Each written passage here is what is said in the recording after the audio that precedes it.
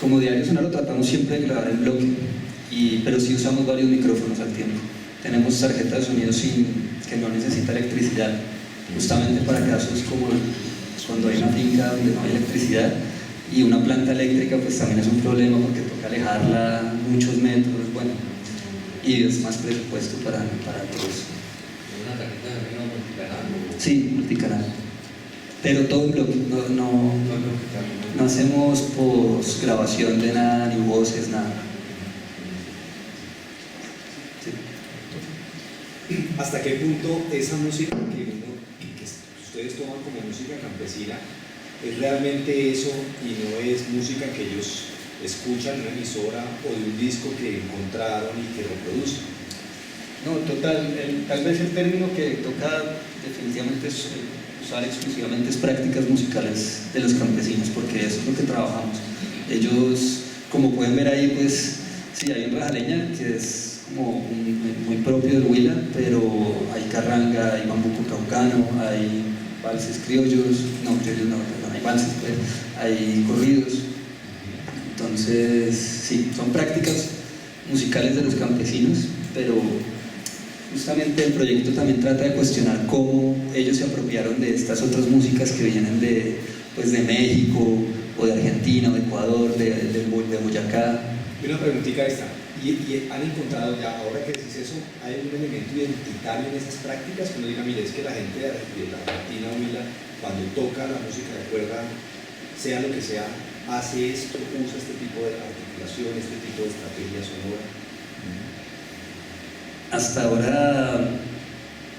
ahora solamente tienen en común, hasta ahora solo he identificado que tienen en común que son campesinos, y no, es muy diverso, es muy difícil. Las voces tal vez sí, nunca, no vi como una técnica desarrollada, lírica, nada de eso. Entonces en ese sentido sí es como, se siente mucho una voz como cuando uno está hablando, ¿no?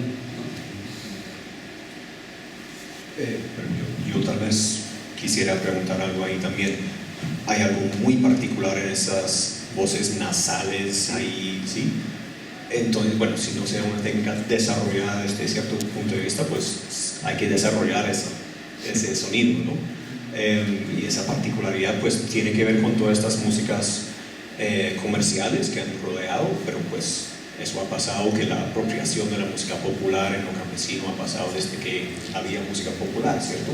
Entonces sí, algo de las particularidades como estéticas, ¿qué es lo que valoran ahí estéticamente? Y si buscan ciertos sonidos a través de la grabación, además de sus maneras de interpretar, o no sé si notaste algo en esos criterios estéticos.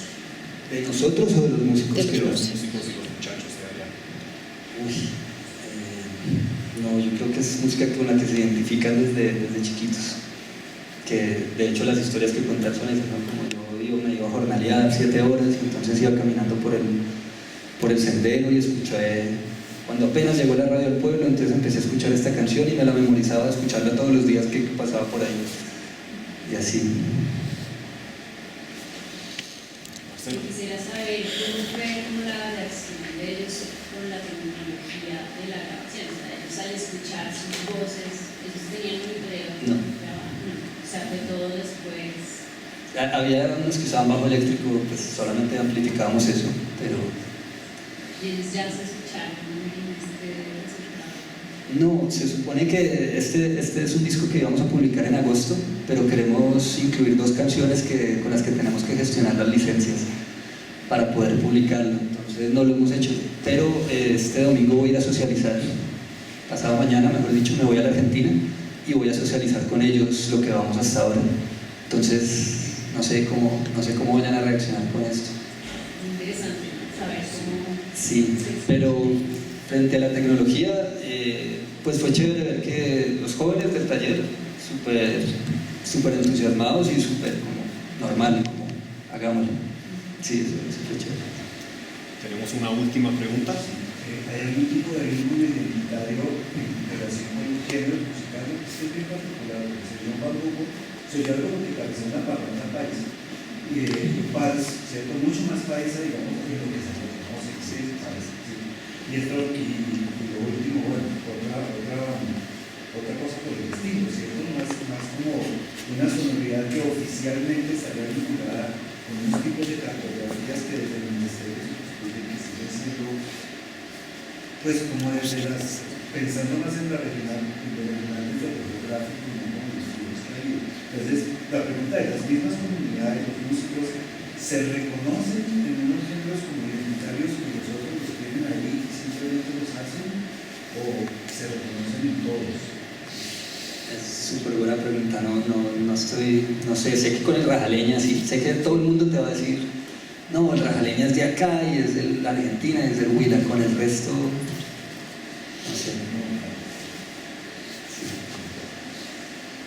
Te quedan preguntas para el próximo viaje, entonces.